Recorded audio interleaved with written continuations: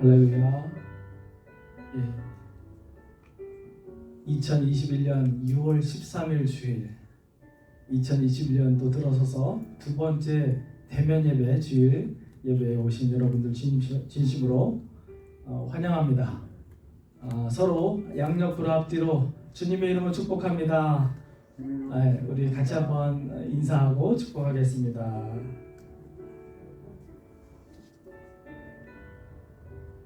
오시느라 얼마나 수고가 많으셨습니까?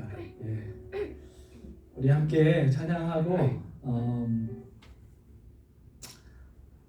찬양으로 나갈 텐데 우리 먼저 기도하고 시작하겠습니다. 하나님 아버지 감사합니다. 복된 주일을 저희들이 허락해 주신 감사를 드리옵고 예배할 수 있는 장소를 저희들이 허락해 주시는 은혜를 인하여 감사를 드립니다. 우리가 함께 모여서 이렇게 예배할 수 있음이 결코 당연한 것이 아님을 우리가 깨닫게 하여 주시고, 또한 하나님의 은혜를 하나하나 하나님의 복을 세워나가는 복된 시간들 되게 하시고, 오늘의 예배가 하나님께 온전히 상달되게 하시고 하나님 기뻐하시는 예배로 하나님께서 흠양하여 주시옵소서.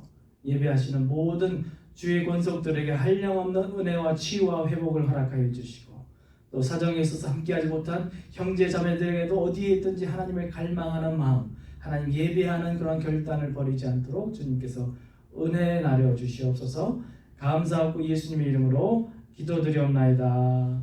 아멘. 우리 함께 찬양할 때요, 찬양하겠습니다. 약할 때 강함 되시네 나의 보배가 되신 주.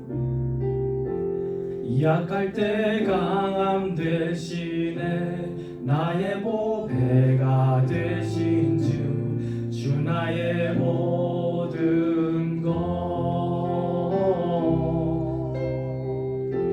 주 안에 있는 보물을 나는 포기할 수 없네.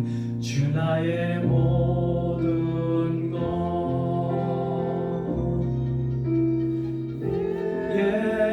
예수 어린 양 존귀한 이름. 예수 어린 양 존귀한 이름. 십자가 죄사하셨네. 십자가 죄사하셨네. 주님의 이름 찬양해. 주 나의 모든 것.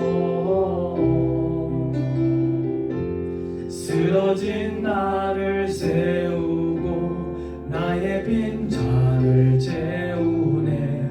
주 나의 모든 것. 예수 어린 양, 예수 어린 양 존귀한 이름.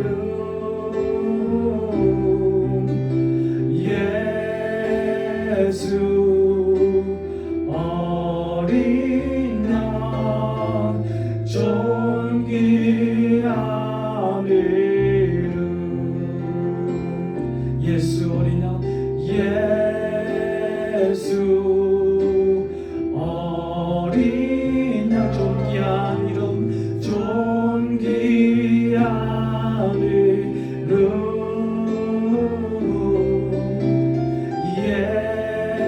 예수 어린 양 존귀한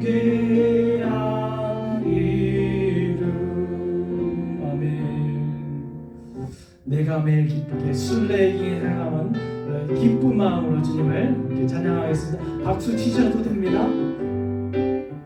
내가 매일 기쁘게 순례의 길 행함은 주의 발이 나를 안도함이요. 내가 주의 근복을 받는 참된 비결은 주의 영이 함께함이라. 성령이 계시네. 할렐루야 함께 하시네. 좁은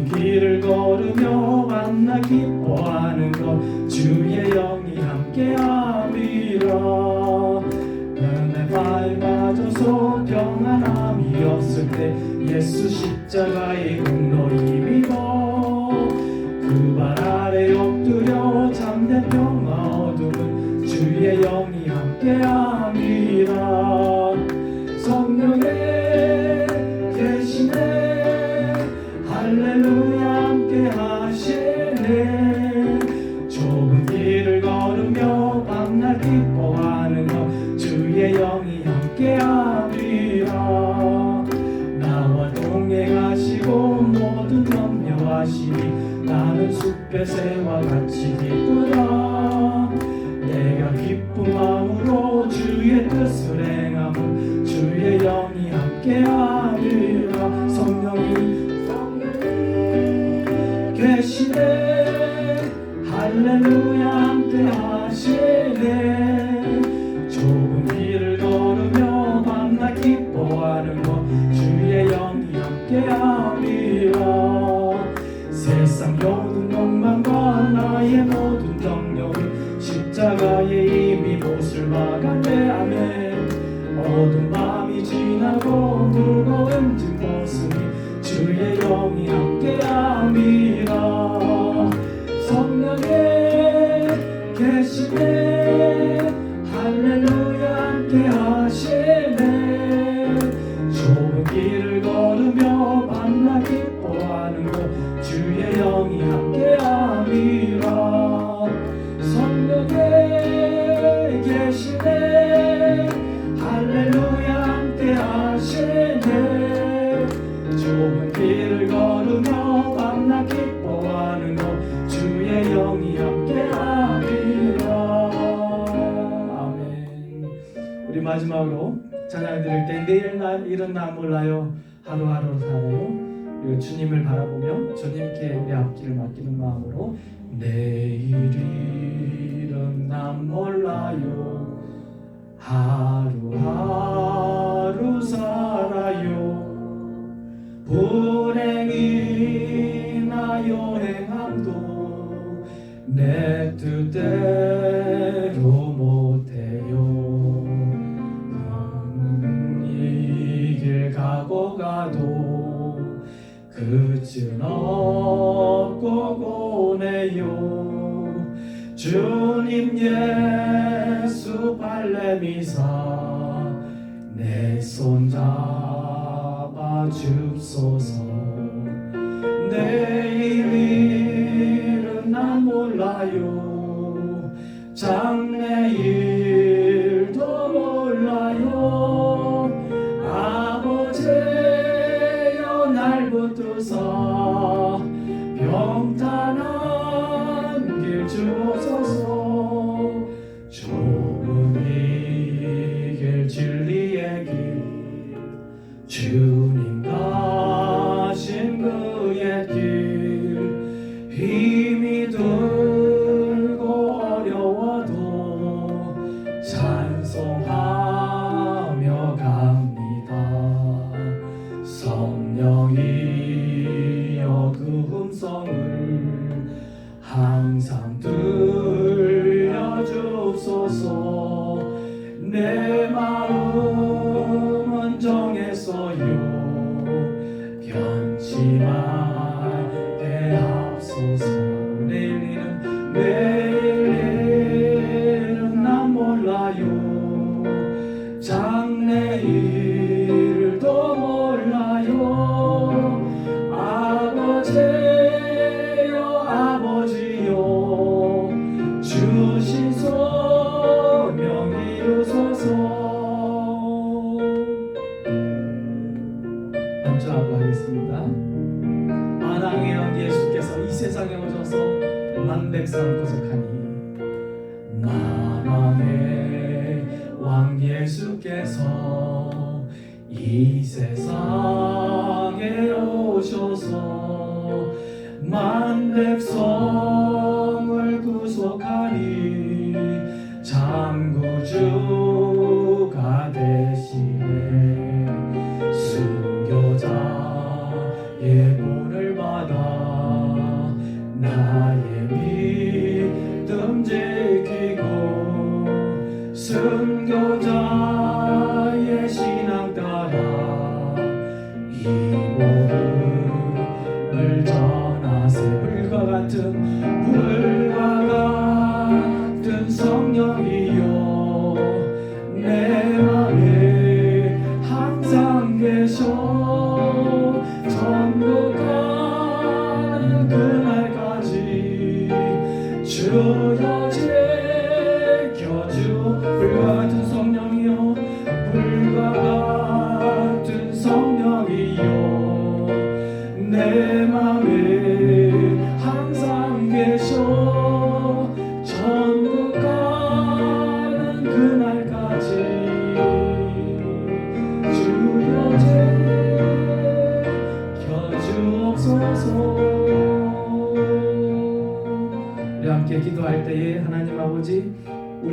변화시켜 주시 성령님의 충만함으로 우리를 채워주시고 우리 가정을 치유하여 주시고 회복하여 주시고 가정을 변화시켜 주시고 교회를 변화시켜 주시고 교회를 통하여 이 지역과 이 세계를 험악하고 악하고 어두운 이 세상을 우리가 치유하는 데 쓰임받을 수 있도록 하나님 우리를 사용하여 주시옵소서. 이 시대에 꼭 필요한 교회로서 쓰임받을 수 있도록 하나님 도와주시옵소서. 우리 동성으로 기도하며 하나님께 나아가도록 하겠습니다.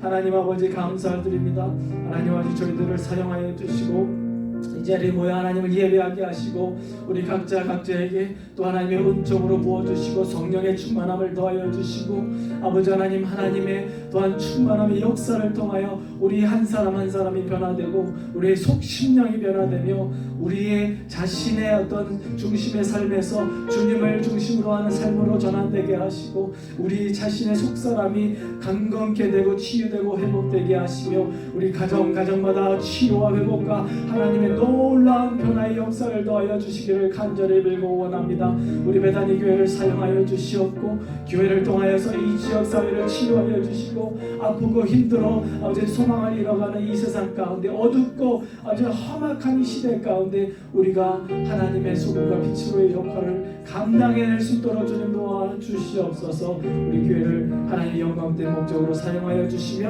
하나님 복된 주일로서 하나님의 음성을 듣는 이 시간 될 수 있도록 주여 도와주시옵소서.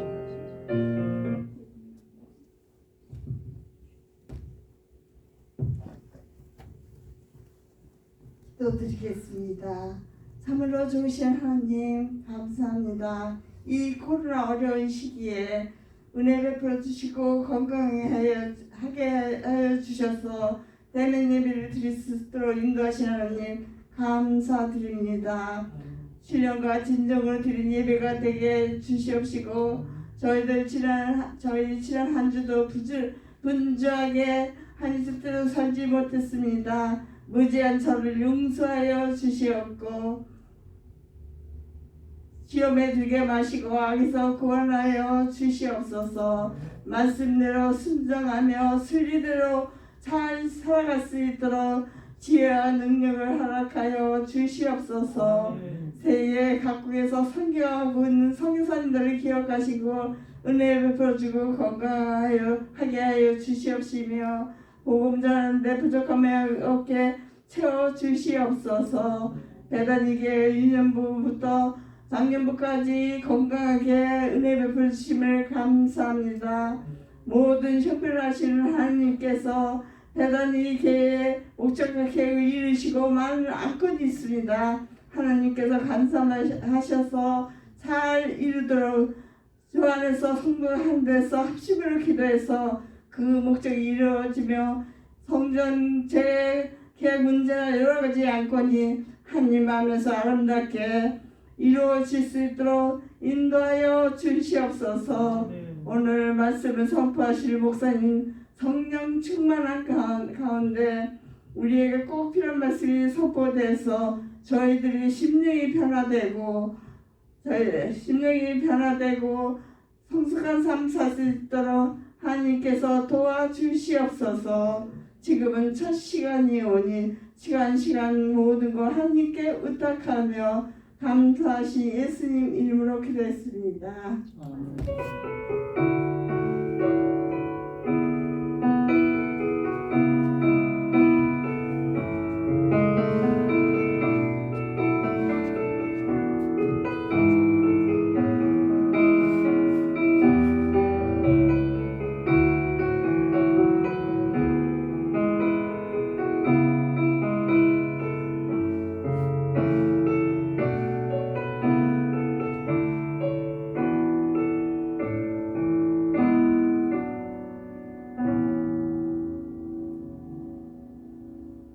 하나님의 말씀 같이 보겠습니다.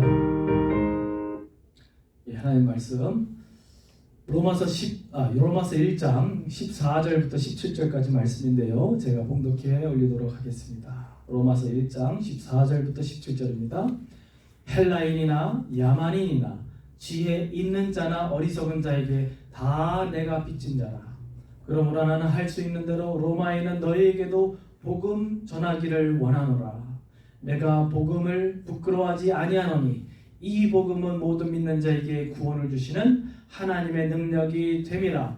먼저는 유대인에게요 그리고 헬라인에게로다. 복음에는 하나님의 의가 나타나서 믿음으로 믿음에 이르게 하나니 기록된 바 오직 의는 믿음으로 말미암아 살리라 함과 같으니라. 아멘.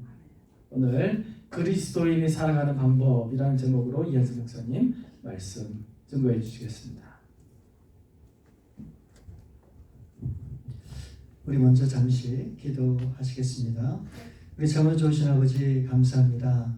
이렇게 귀한 주일에 우리 사랑하는 주의 백성들 불러주시고 오늘도 우리 주님 앞에 예비하기를 원합니다. 하나님, 우리의 눈과 우리의 마음을 열어주셔서 살아계신 하나님을 만나는 귀한 시간 될 수 있기를 간절히 바라옵고 이 부족한 종의 입술을 주장해 주셔서 하나님의 온전한 말씀 증거하도록 도와주옵소서.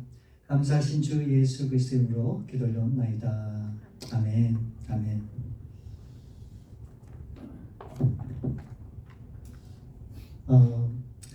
제가 오래전에 저희 집 근처에 있는 미국 뷔페집을 간 적이 있었습니다. 그런데 음식을 제가 먹으면서 궁금한 생각이 들었어요. 과연 그 식당 안에 과연 믿는 사람들은 얼마나 될까? 꼭 확인하고 싶은 그런 마음이 들었거든요. 확인할 수 있는 방법이 있죠. 이 식사하기 전에 기도를 하면 크리스찬인 것을 우리가 알 수 있잖아요. 그래서 제가 이제 주위를 살펴보기 시작했는데 막 들어와서 앉는 사람들마다 기도하는 가정이 없는 거예요. 기도하는 테이블이 없는 거예요. 제가 그 모습을 보면서 참 낙심이 되고 어떻게 그리스도인이 한 명도 없을까 하는 그런 생각을 했었습니다. 근데 마침 어떤 한 그 부부가 들어오는데 저희 바로 옆에 테이블에 앉아서 이제 다 준비를 하고 이제 음식을 잔뜩 접시에다 담아 갖고 와서 이제 자리에 앉는 거예요. 저는 이제 그 부부를 주목해서 봤죠. 과연 어떤 모습으로 그 식사를 할까. 근데 이제 딱 보기에는 남자 대신 그 남편 되신 분이 이렇게 코에는 콧수염을 기르고 굉장히 근육이 이렇게 좀 많으신 좀 험악하게 생기신 분이었었거든요. 그래서 저분도 아니겠다라고 생각을 했는데 음식을 앞에 놓고 식사를 하기 전에 기도를 하는 거예요. 와, 제가 그 모습을 보면서 얼마나 마음에 큰 감동과 기쁨을 가졌는지 모릅니다. 그런데 여러분, 우리는 이렇게 외적으로 이렇게 확인되는 모습 말고 우리 세상 사람들과 우리 그리스도인들이 살아가는 모습을 확연히 구별하기가 참 쉽지가 않죠. 구별이 잘 안 됩니다. 어떻게 보면 누구나 이 의식주 때문에 웃기도 하고 또 울기도 하면서 그렇게 살아가는 것이 우리 인생이 아닐까라고 하는 생각이 들기도 합니다. 환경이 많이 바뀌고 변했지만 아브라함 시대에 살아갔던 사람들이 가졌던 그런 고민이나 오늘날 저와 여러분이 갖고 있는 고민, 사실 따지고 보면 별반 차이가 없을 것이다 라고 하는 그런 생각이 들어요. 그러니까 결국은 각자에게 주어진 인생의 시간을 최선을 다해서 나름대로 살다가 우리 인생을 마감하는 것, 그것이 인생이 아닐까 하는 그런 생각을 하게 되는데, 어떻게 보면 이 세상 사람들과 우리 그리스도인들이 특별히 다른 인생을 사는 게 뭐가 있을까라고 생각이 들지만 사실은 전혀 그렇지가 않죠. 어쩌면 하늘과 땅만큼 큰 차이가 분명히 있다고 저는 생각을 합니다. 우리 그리스도인들은 먹고 마시고 입는 것 때문에 사는 사람들이 절대로 아니죠. 그거는 세상 사람들이 추구하는 삶이고, 오늘 우리가 살아가는 삶의 방식은 무엇인가? 오늘 17절 말씀에 분명히 얘기하고 있어요. 그리스도인들이 살아가는 방법이 무엇인지 17절 말씀에 보니까 복음에는 하나님의 의가 나타나서 믿음으로 믿음에 이르게 하나니 기록된 바 오직 의는 믿음으로 말미암아 살리라 함과 같으니라. 이 말씀처럼 믿음으로 살아가는 삶이 그리스도의 삶의 방식이고 그리스도인들의 삶의 방법이라고 말씀하고 있는 겁니다. 그러니까 우리가 믿음으로 살아가는 사람이라고 하면 먼저 이 믿음에 대해서 우리가 분명히 알아야 되는데, 여러분이 믿음이라는 게 뭘까요? 믿음이라는 게 뭘까요? 이 믿음은 말 그대로 믿는 겁니다. 신뢰하는 거예요. 누구를 믿고 신뢰하는 겁니까? 바로 하늘에 계신 우리 하나님 아버지를 믿고 신뢰하는 것, 바로 이것이 믿음이라고 하는 거죠. 그래서 우리는 이 믿음을 통해서 구원을 받고 또 이 믿음을 통해서 하나님 앞에 영광 돌리는 삶을 살아야 되는 것이 바로 그리스도인의 모습인 것이죠. 그런데 우리가 믿음 생활을 한다고 하면서 크게 혼동하는 두 가지가 있다라고 저는 그렇게 생각을 합니다. 그 첫 번째는 교회 생활을 잘하면 믿음 생활 잘하는 거라고 하는 그런 착각을 할 때가 있어요.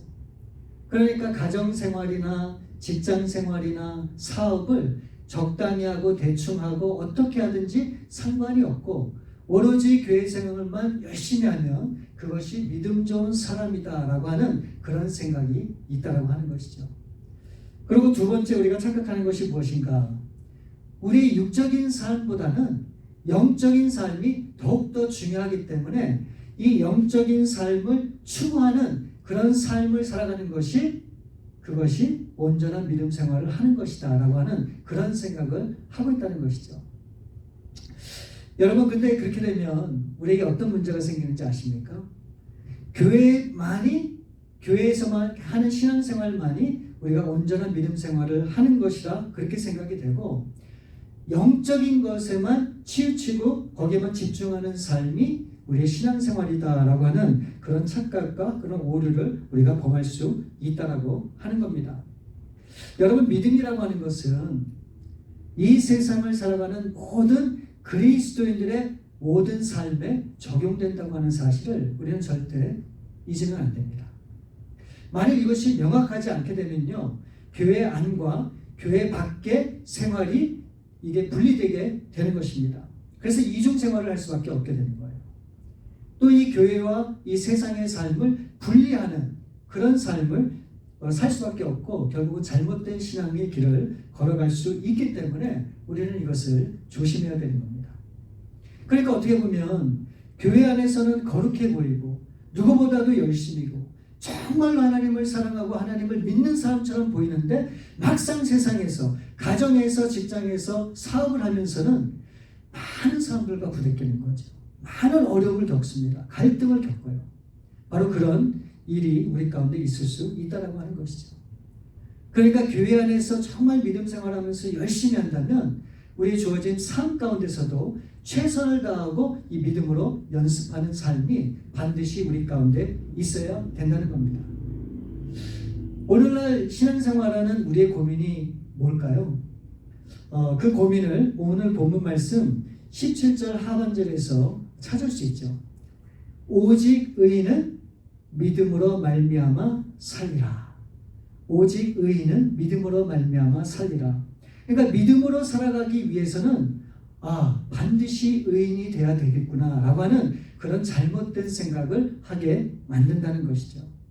저는 이것이 우리 오늘날 교회와 우리 지도자들의 책임이 크다라고 그렇게 생각을 합니다. 지금까지 우리 교회들은 정말 수많은 의인들을 만들고자 하는 일에 많은 관심과 집중을 다했던 것을 우리가 보게 되기 때문에 그렇습니다. 일주일 내내 너무너무 많은 예배가 있어요. 그리고 성경 공부다, 제자 훈련이다, 왜 그렇게 모임이 많습니까?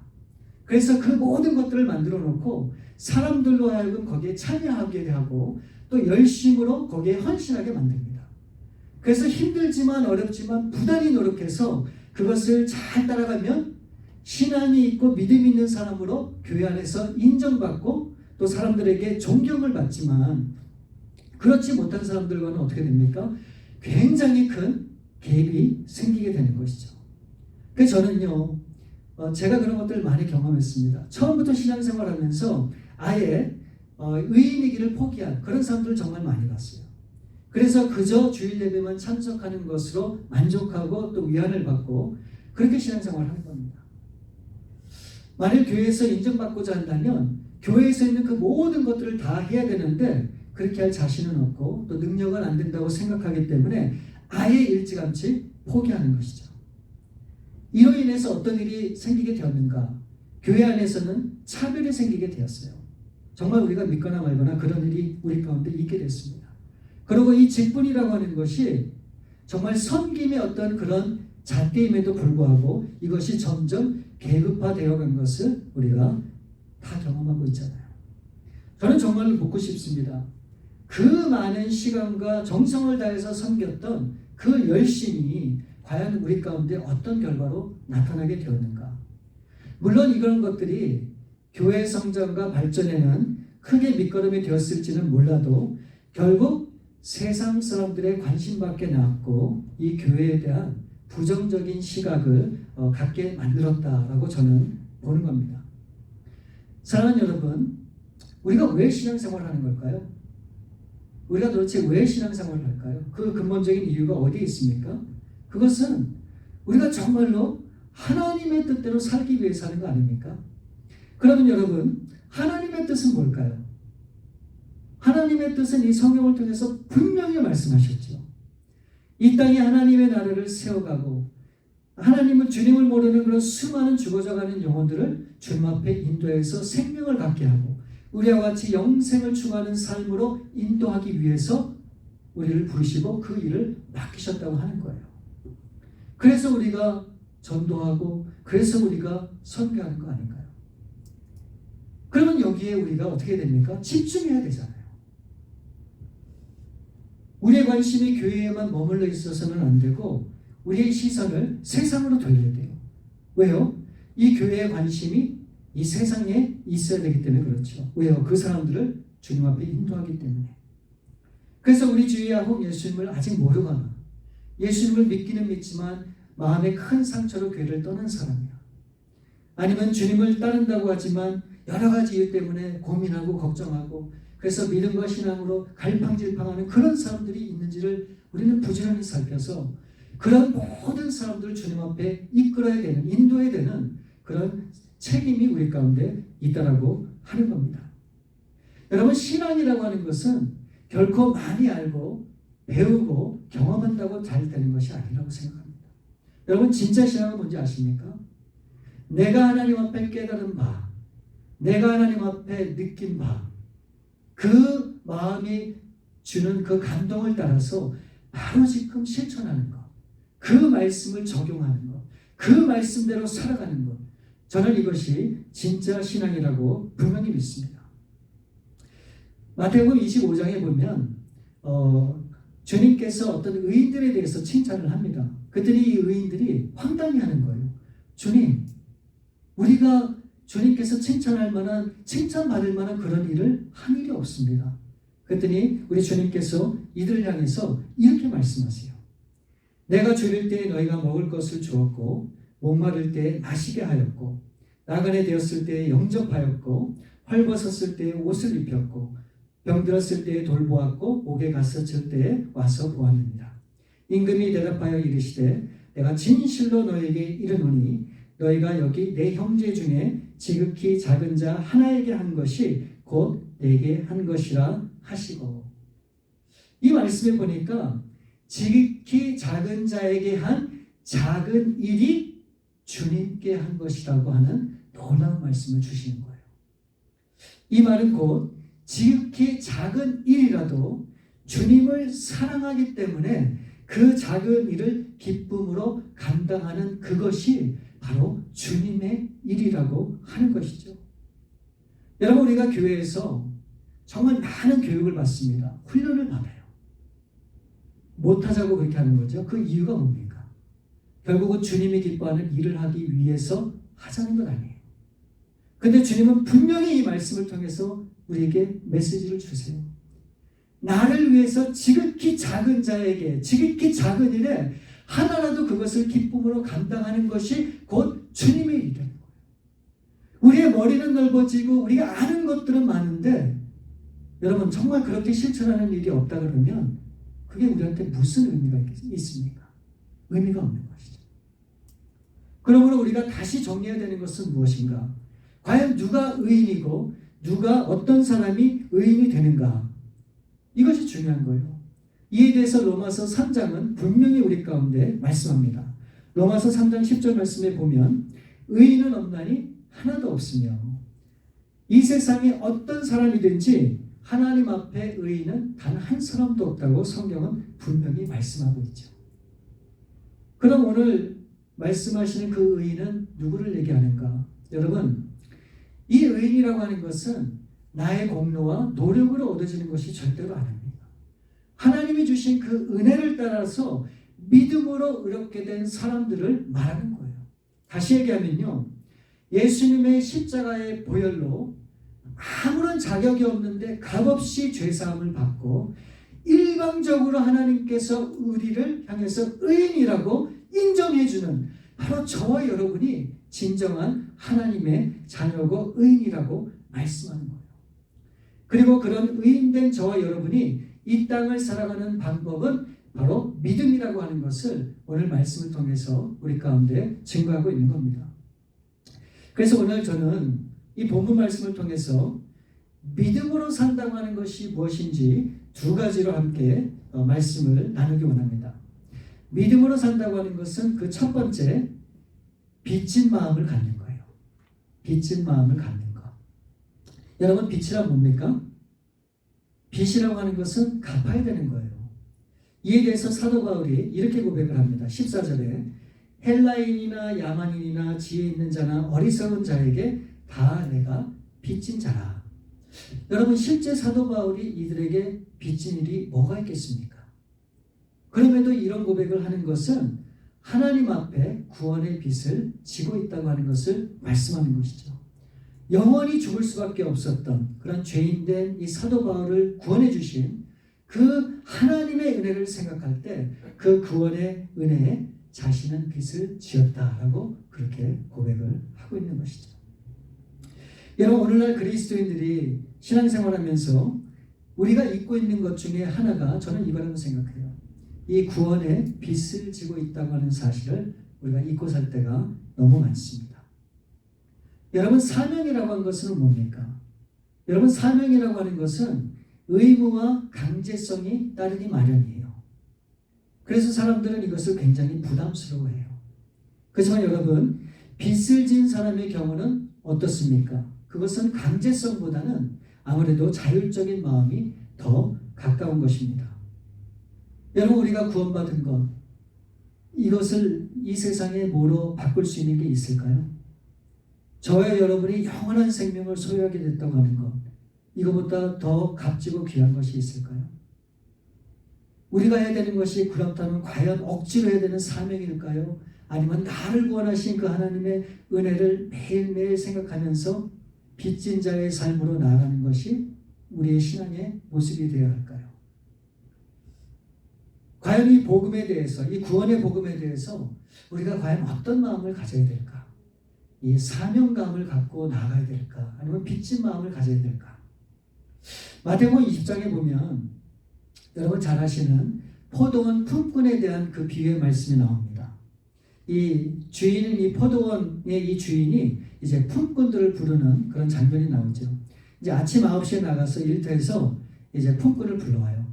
한 데나리온을 줄 테니 내 포도밭에서 일하라고. 그래서 그렇게 하겠다고 사람을 데려오죠. 낮 12시에도 나가요. 똑같이 한 데나리온을 줄 테니까 일하자. 그래서 데리고 옵니다. 오후 3시에도 나가서 똑같이 합니다. 그러면 그만할 텐데 오후 5시에 나가서 또 한 번 이 주인이 사람들을 초청을 해요. 그래서 포도원에 데리고 와서 일을 시킵니다. 이제 드디어 6시가 되었어요. 그래서 이제 임금을 계산을 해야 되겠죠. 근데 맨 마지막에 온 사람, 1시간밖에 일을 하지 않은 그 사람에게 돈을 주는데 보니까 한 데나리온을 주는 거예요. 그러니까 아침 일찍 와서 일했던 사람들이 그것을 보면서 굉장히 마음이 흐뭇한 거예요. 아니, 1시간밖에 안 일했는데 한 데나리온을 주니까 나는 하루 종일 일했으니까 더 많은 돈을 주겠지라고 큰 기대를 했는데 어떻게 됩니까? 누구나 똑같은 한 데나리온을 주는 거예요. 여러분, 인간적으로 생각해 보면 이게 얼마나 황당합니까? 여러분, 정말 기분이 좋을까요? 저 같으면 굉장히 기분이 안 좋을 것 같아요. 물론 처음부터 한 데나리온을 약속했죠. 그렇지만 불공평하잖아요. 어떻게 1시간 일한 사람하고 하루 종일 일한 사람하고 똑같이 대우를 합니까? 있을 수 없는 일이죠. 여러분, 도대체 이 말씀이 우리에게 무엇을 이야기하는 걸까요? 이 말씀의 핵심은 바로 마태복음 20장 16절 말씀에 나와 있어요. 그건 뭐냐면 이와 같이 나중된 자가 먼저 되고 먼저 된 자로서 나중되니라. 여러분 생각해 보세요. 오후 5시에 나와서 1시간밖에 일을 안 한 사람이 한 데나리온을 받았다면 그 사람 마음의 심정이 어땠을까요? 와, 이게 웬 횡재냐? 그리고 참 기뻐하고 막 즐거워하고 그랬을까요? 제가 볼 때는 정말 이 사람이 그냥 평범한 사람이라면 아마 그렇게 생각했을 것 같아요. 자신보다 먼저 와서 일한 사람하고 그 주인에게 굉장히 미안한 마음이 들었을 것 같아요. 여러분 그렇지 않겠어요? 저라면 정말 그런 마음이 들었을 것 같아요. 여러분, 저는 이것이 은혜고, 저는 이것이 빚진 마음이라 그렇게 생각이 됩니다. 우리가 영원한 구원을 얻게 된 것이 우리의 공로가 절대로 아니죠. 우리의 수고와 우리의 노력인가요? 절대로 아닙니다. 하나님의 은혜예요. 따라서 우리 그리스도인들은 이 은혜를 잊으면 안 됩니다.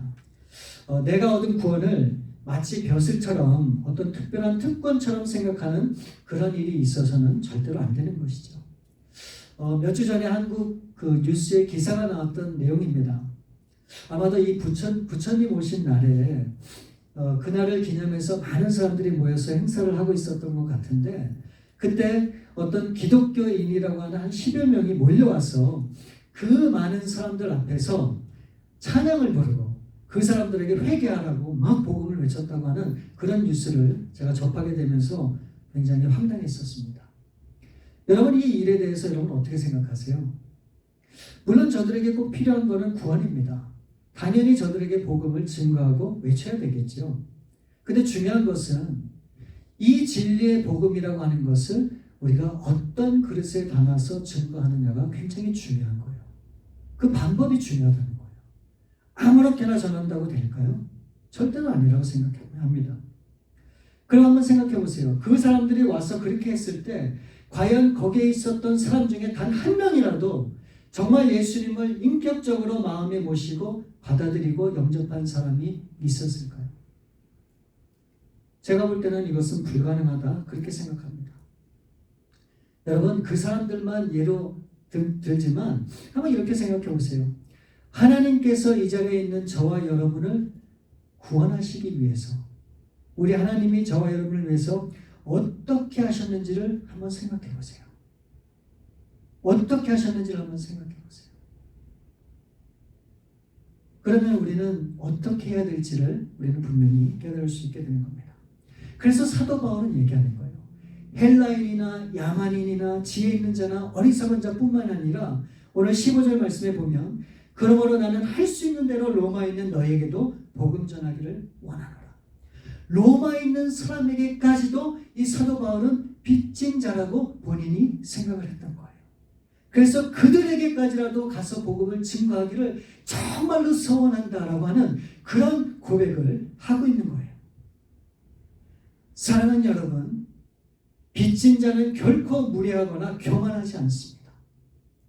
언제나 겸손한 마음으로 다가서고 사람들의 마음이 돌아설 때까지 기다려줄 줄 알고 그 때를 위해서 항상 기도하며 기다리기를 즐겨하며 그 사람들이 변화될 때까지를 지켜보는 사람들이 바로 빚진 사람들의 모습이라고 저는 분명히 믿습니다.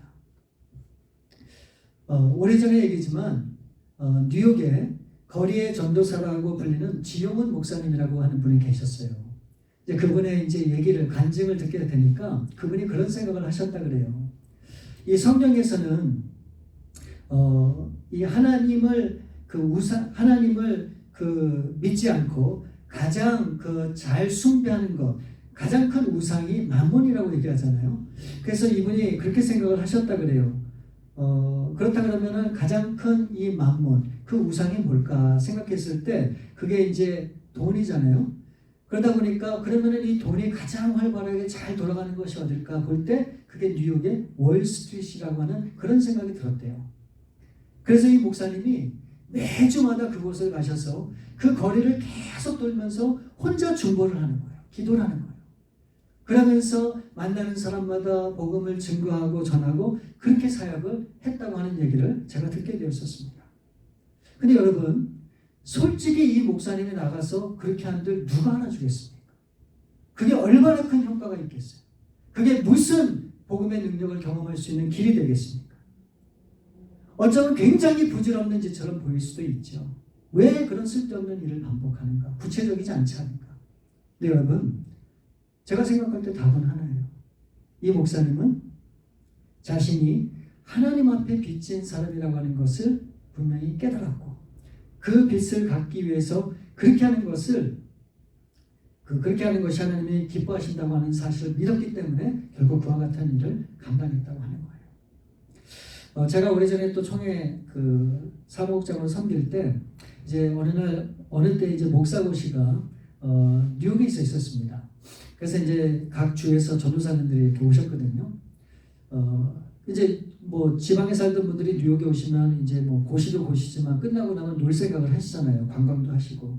그래서 제가 이제 또 사무국장이고 해갖고 이제 전도사님들 다 끝난 다음에 제가 저녁 때 대접할 겸 제 차로 한 네 분 정도를 모시고 이제 식사를 대접하려고 그랬습니다. 그때는 이제 그 전도사님 중에 한 분이 그런 얘기를 하는 거예요.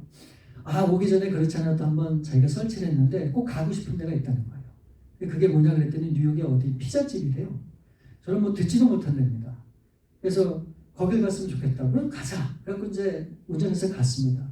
그래갖고 이제 음식을 주문하고 이렇게 가만히 둘러보는데 뭔가 좀 이상해요. 식당 분위기가 전혀 아닌 거예요. 뭐 스테인글래스가 이쪽에도 있고 뭐 이쪽에도 있고 분위기가 좀 이상해요. 근데 사람은 엄청나게 많더라고요. 그래서 이제 식사가 나왔어요. 그래서 이제 전도사님들과 이제 제가 함께 식사를 해서 기도하고 이제 밥을 먹고 있는데 갑자기 웨이터 2명이 젊은 그 형제가 2분이 오는 거예요. 그러더니 갑자기 저한테 묻는 거예요. 혹시 크리스천이냐고. 그래서 그렇다고. 그랬더니 이제 그분들이 그런 얘기를 하는 거예요. 사실은 이 피자집이 교회였다고 하는 것을 얘기하는 거예요. 그러면서 그 자기 자신들도 이 마음이 너무너무 아프고 이 속이 상하다고 하는 그런 얘기를 한참 동안 나눴습니다. 그러면서 어떻게 해서든지 이게 비록 교회가 이렇게 됐지만 그래도 이곳에 오는 손님들에게 복음을 증거하기 위해서 그런 마음의 그런 사명을 갖고 그래서 거기서 그렇게 일을 하게 됐다고 제가 왜 이러는지 모르겠네요. 그래서 그런 사명감을 갖고 거기서 일하게 됐다고 하는 그런 얘기를 하시는 거예요. 여러분, 이들이 이와 같은 마음을 갖게 된 그런 계기가 뭡니까? 그것은 하나님 앞에 자신들이 빚졌다고 하는 그 사실을 너무너무 마음속 깊이 깨달았기 때문에 작은 일이지만 그와 같은 일을 감당하는 것이 하나님 앞에 기쁨을 드리는 일이라고 판단하셨던 것 같아요. 여러분, 우리는 이 마음을 잊으면 절대로 안 됩니다. 우리는 하나님 앞에 빚진 자라고 하는 사실을 우리는 꼭 마음에 새기고 우리가 무엇을 하든지 그런 심정과 마음으로 해야 될 줄 분명히 믿습니다. 믿음으로 산다고 하는 것, 그것은 빚진 마음을 갖는 거고 그 두 번째는 복음을 부끄러워하지 않는 겁니다. 16절 말씀에 보면 내가 복음을 부끄러워하지 아니하노니 이 복음은 모든 믿는 자에게 구원을 주시는 하나님의 능력이 됨이라. 첫째는 유대인에게요 또한 헬라인에게로다. 사도 바울은 이 말씀을 통해서 우리에게 무엇을 암시하고 있는지 아십니까? 복음을 부끄러워하는 사람들이 당시에 있었다고 하는 것을 이야기하는 거예요. 그런 사람들 향해서 이 사도 바울은 담대히 얘기하는 거예요. 나는 절대로 복음을 부끄러워하지 않는다. 근데 여러분 가만히 보면 오늘날도 신앙생활하면서 이 복음에 대해서 부끄러워하는 사람들이 있다고 하는 것을 우리가 볼 때가 있죠. 절대로 복음 앞에 당당하지 못하고 복음 안에 사는 삶을 자랑하지 못하는 그런 경우가 우리 가운데 보일 때가 있단 말이죠. 여러분 근본적으로 사람들은 자기 자신을 자랑하는 걸 좋아하잖아요. 내가 가진 큰 집, 좋은 차, 값비싼 옷과 장식들, 또 학력과 경력과 내 자식들, 남편과 아내 얼마나 자랑거리가 많습니까? 자신의 자랑거리는 그렇게 늘어놓으면서 왜 복음 안에 떳떳하지 못하고 이 복음 안에 사는 삶을 자랑하지 못할까요? 그 이유는 분명히 있습니다. 바로 그것은 자신의 부끄러운 그런 신앙의 삶 때문에 그러는 경우가 참 많습니다. 여러분 우리 그리스도인들 중에서 참 많은 것 때문에 고민을 하지만 그 중에 정말 많은 사람들이 고민하는 게 뭐냐면 술과 담배예요. 실제 너무나 이런 것들이 그냥 스트레스 되고 그러니까 아예 캣떨룩으로 옮겨버리는 사람들도 얼마나 많은지 모릅니다. 정말입니다.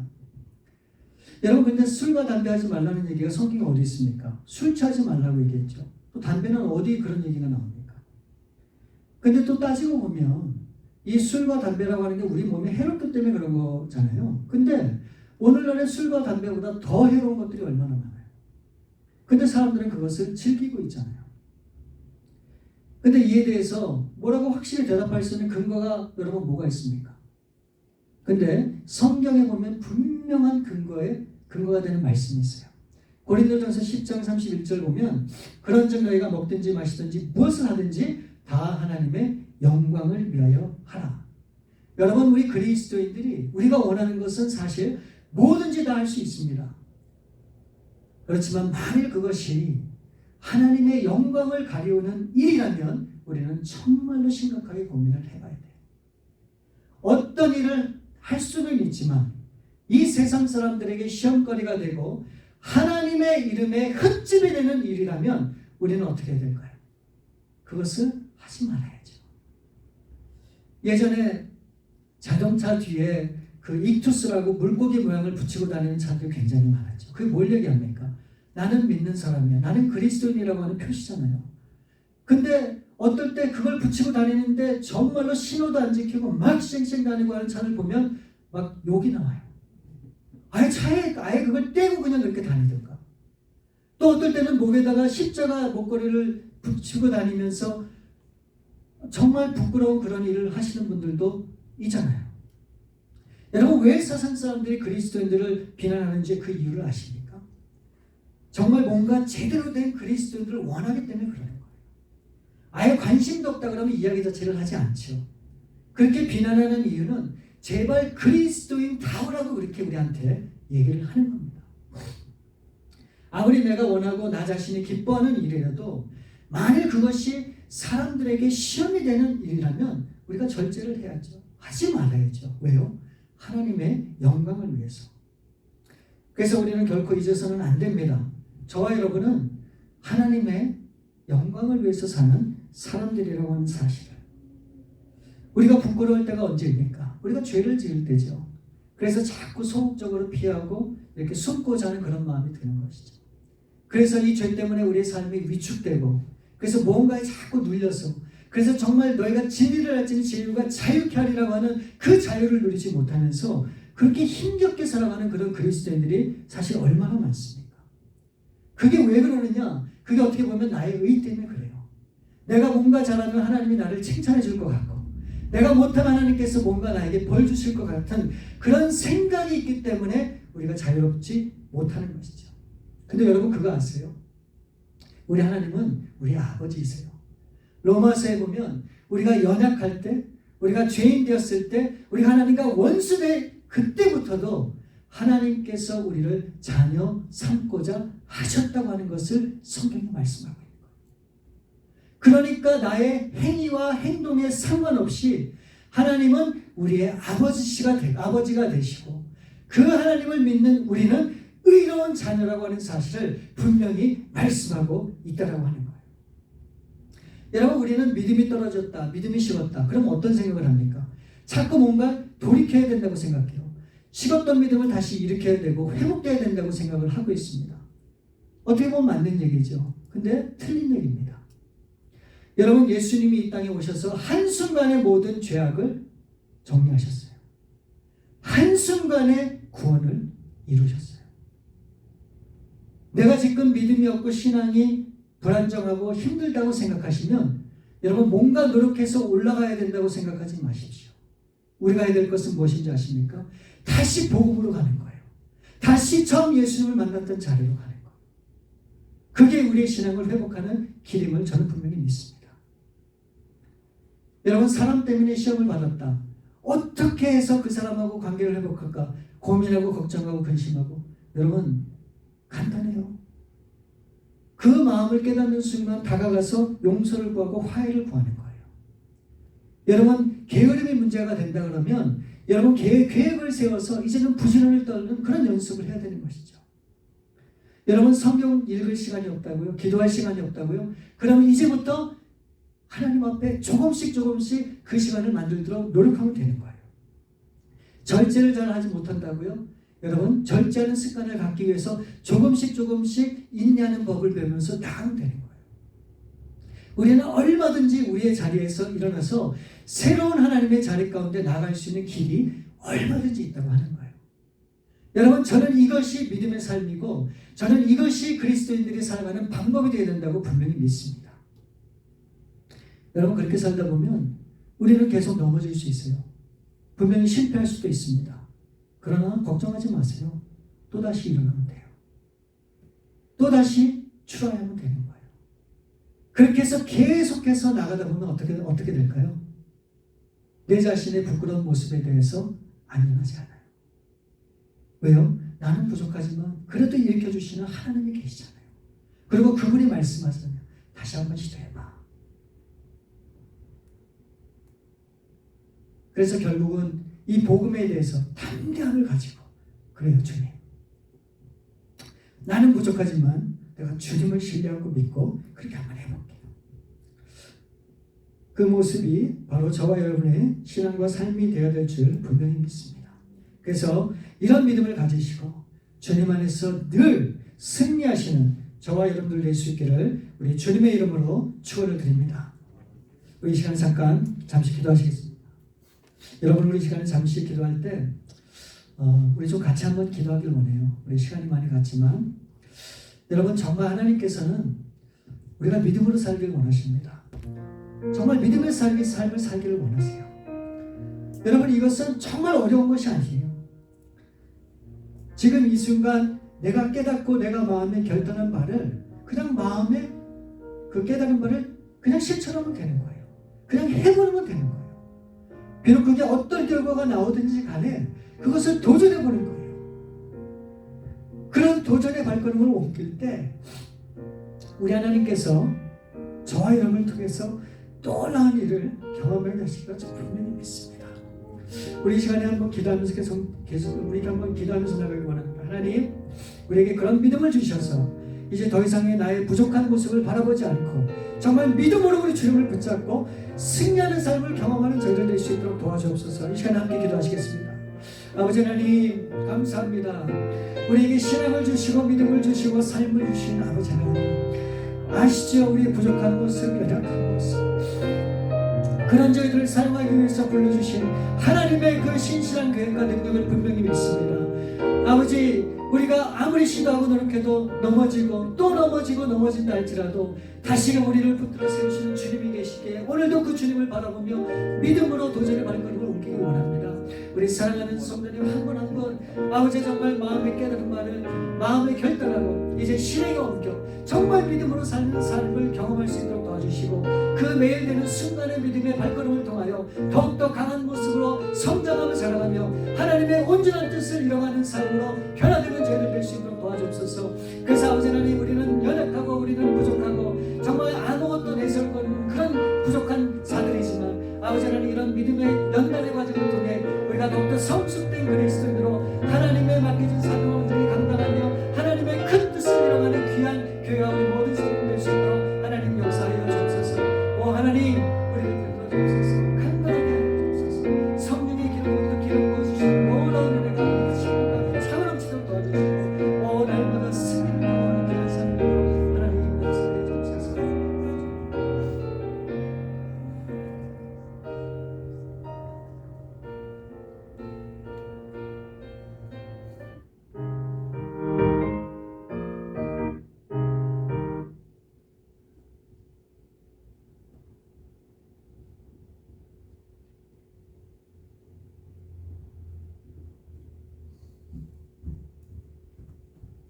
주신 말씀 생각하면서 영광을 받으신 만유의 주의 우리 명령을 따르리다. 우리 함께 헌신의 찬양으로 하나님께 나아가겠습니다.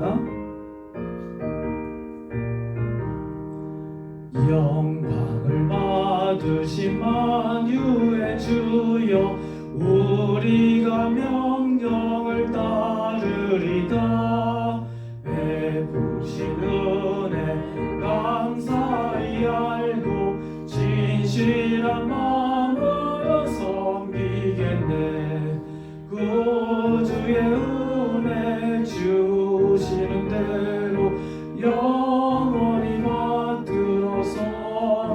찬송하겠네 찬송하겠네 찬송하겠네 생명을 주시는 구주로다 구주를 높이고 잘 공경하여 온유한 마음으로 섬기리다 주 예수 안에서 즐거워하며 충성을 다하여 섬기겠네 구주의 은혜 주시는 대로 영원히 받들어 섬기겠네 찬송하겠네 찬송하겠네 생명을 주시는 구주로다 예수를 믿고 역경 기쁜 마음으로 섬기리다 온 마음을 드리고 늘 순종하며 구주를 영원히 섬기겠네 구주의 은혜 주시는 대로 영원히 받들어 섬기겠네 찬송하겠네 찬송하겠네 생명을 주시는 구주로다 아멘 기도하겠습니다 아버지 하나님 감사합니다 저희들에게 하나님의 은혜의 소중함을 다시금 깨닫게 하시고 하나님께서 그리스도를 통해 우리에게 주신 이 복음의 은총과 선물이 결코 당연한 것이 아님을 우리가 다시금 생각하고 깨닫게 하여 주시니 감사합니다. 복음의 빚진 자로서 오늘날 21세기의 바울로서 살아가게 하시고 아버지 하나님 우리가 억지로나 인색함으로가 아니라 우리가 자진함으로 기뻐함으로 또한 우리가 주님을 위하여 어떻게 이 은혜에 보답할 수 있을까를 늘 고민하며 나아가며 섬기며 기도하며 중보하며 이 복음을 다른 이들에게도 전파할 수 있고 또 다른 자들을 제자로 양육할 수 있는 신앙으로 인도할 수 있는 저희 모두가 될 수 있도록 친히 인도하여 주시옵소서. 아버지 하나님 일주일간도 저희들을 은총으로 지켜주시니 감사합니다.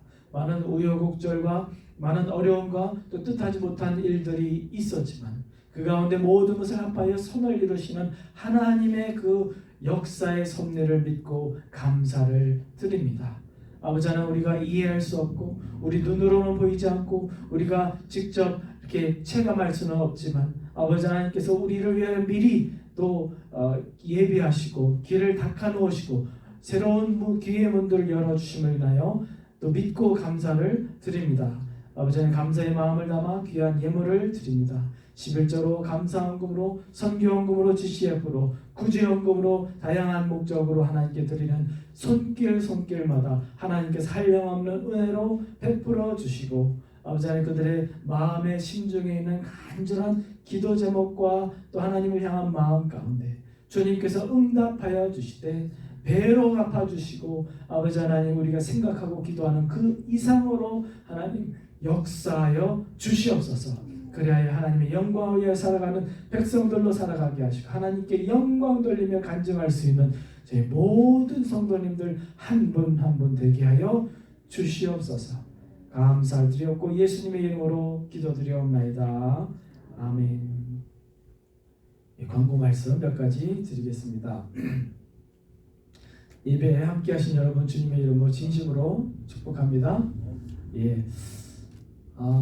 오늘부터 주일 예배를 1시로 변경합니다. 지난주에 한번 해보았더니 조금 일찍 끝나셨더라고요. 그래서 1시로 원래 시간으로 옮기는 것을 또 이렇게 말씀하셔서 이렇게 옮기게 되었습니다. 오늘 저녁부터 야고보서를 공부하겠습니다. 예, 기대하셔도 됩니다. 인도자가 잘해서가 아니라 말씀을 통해서 오늘날 이 시대에 특별히 시련에 대한 말씀 많이 하시잖아요. 그죠?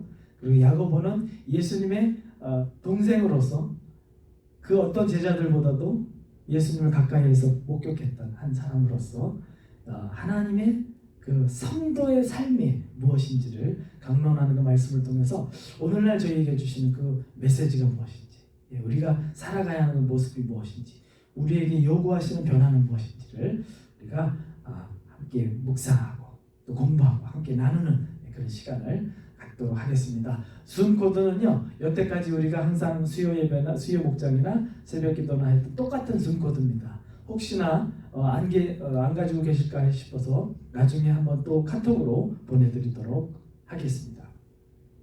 7월 19일, 22일까지 4일간 저희가 여름 성경 학교를 합니다. 수고하시는 분들, 특별히 이지영 사모님, 또 어디죠? 베델교회 감리교회 출석하시는 이가화 집사님 알트를 도와주시기로 했고, 오늘 또 이렇게 같이 스몰 그룹에서 이제 교제하고 기도하다가 규원 형 제가 또 이렇게 손재주가 있잖아요. 그래서 자기가 일하지 않은 날 와서 또 도와주겠다라고 얘기했습니다. 그래서 또 수고하시는 분들과 참석할 어린이들을 위해서 기도해 주시고요. 여름 성경학교가 연중 행사로 매년 있는 거이기보다도 참 그때 참 마음을 많이 여는 것 같아요. 그때 참 마음껏 하나님 찬양하고 뛰어놀고 예수님을 만나게 되는 좋은 계기인 것 같습니다.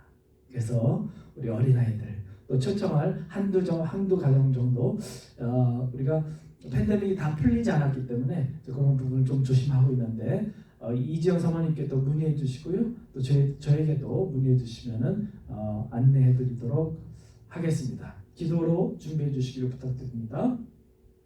6주간 기독교 교리 세미나를 개최합니다. 자세한 내용은 삽질을 참고하시되 기독교의 진리가 다양한 이단들에게 왜곡되고 있는 시대에 우리가 살아가고 있습니다. 그럴 때 우리로서는 이단 공부도 해야 되고 여러 가지도 필요하지만 우리가 믿는 것이 무엇인지, 성경이 말씀하시는 진리의 기본들이 무엇인지를 다시금 우리가 리프레시하는 시간이 필요할 것 같습니다. 그래서 여러분들 가능하신 분들은 다 구세군 은혜교회에서 6월 26일 6.25 그 다음 날부터 6회 구세군 은혜교회에서 합니다. 세미나를 하게 됩니다. 강사는 우리 이은구 목사님이 하십니다. 기도해 주시고요. 또 참석해 주시고 필요하신 분들은 문의해 주시고 이메일로라든지 신청서를 직접 쓰셔서 저에게 주시면은 제가 전달해 드리도록 하겠습니다. 중요한 기도 제목이 생겼습니다. 내일부터 6월 말까지 저희가 좀 같이 한번 우리 교회적으로 한 마음과 한 뜻을 모아서 기도했으면 좋겠는데요. 새 예배 장소를 위해서 우리가 좀 본격적으로 기도해야 할 시기가 온 것 같습니다. 하나부와 영어부가 이제 함께 예배를 드리고자 이제 제안을 하고 중국교회에게 이제 7월 달에 다시 재계약이 되는데 그 부분이 이제 잘 이렇게 소통이 안 되고 있습니다. 그분들이 이해를 못해서가 아니라 뭔가 시스템에 이제 안 맞는 그런 부분들 마찰이 있어서 저희가 계속 여기서 예배를 쭉 드리되 저희가 예배 드리면서도 예배 장소를 위해서 기도하고 찾아봐야 될 것 같습니다. 그래서 이분들이 나쁘고 그런 것은 전혀 아닙니다. 이분들 진짜 지난 4, 5년간 저희들이 장소를 제공해 주시고 그렇지만 저희가 저희가 원하고 또 기도하고 꿈꾸는 그런 사역들 그런 것들을 하는 데 있어 많은 제약들이 있습니다. 그래서 시기적으로 됐다라고 우리가 어저께 저녁에 임원 회의 때 좀 의견을 모으고 그래서 구체적으로요 매일 저녁에 8시 반에 한어부와 영어부가 같은 시간에 예배 드릴 수 있는 장소 사실 여기도 있습니다. 그런데 이제 허락이 안 돼서 저희가 그러면 영어부는 계속 온라인으로 할 수밖에 없는 거예요. 그래서 그런 부분이 좀 어려워서 그렇고요. 큰 제약 없이 건물을 사용할 수 있는 제약이 없을 수는 없습니다.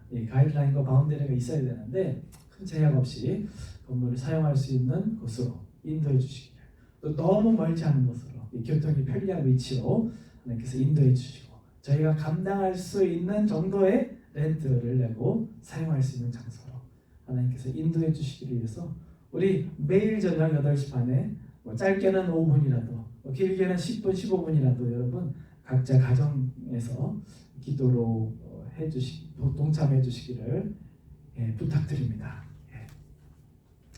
기도하신 분 필요하신 분들 수시로 연락 주시기 바랍니다. 다 같이 일어서서 마지막 헌신의 찬양, 결단의 찬송하고 이한성 목사님 기도해 주시고 축도로 마치겠습니다. 불편하신 분들은 앉아 계셔도 됩니다. 예. 주님 말씀하시면 내가 나아가리다. 예, 찬양합니다.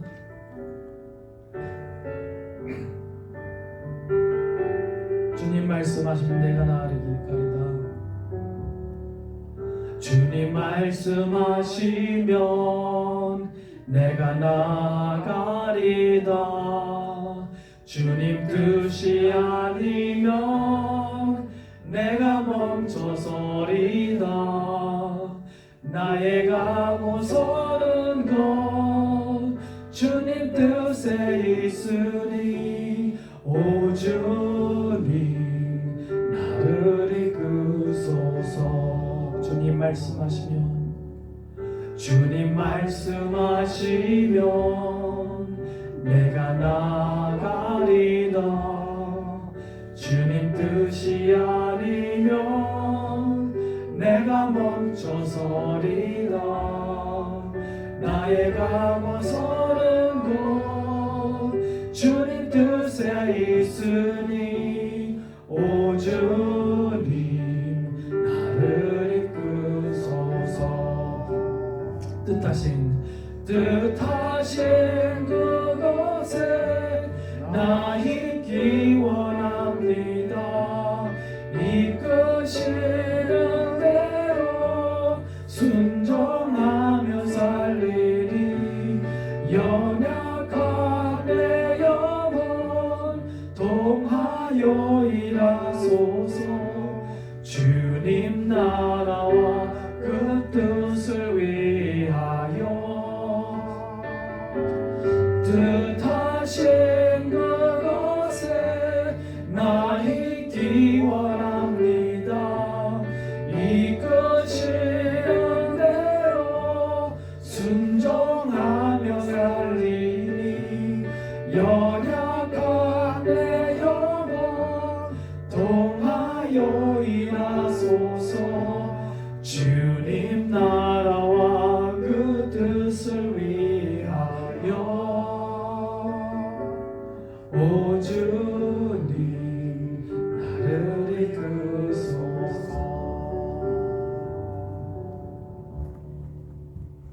지금은 우리 주 예수 그리스도의 은혜와 하나님 아버지의 놀라우신 사랑하심과 성령님의 감화감동 인도 역사하심이 오늘도 우리에게 주어진 믿음을 향해 온전히 살기를 다짐하고 결단하는 우리 사랑하는 모든 성도님들, 그 가정과 삶과 그 발걸음 위에 지금으로부터 영원토록 함께해 주시옵길 간절히 축원하옵나이다.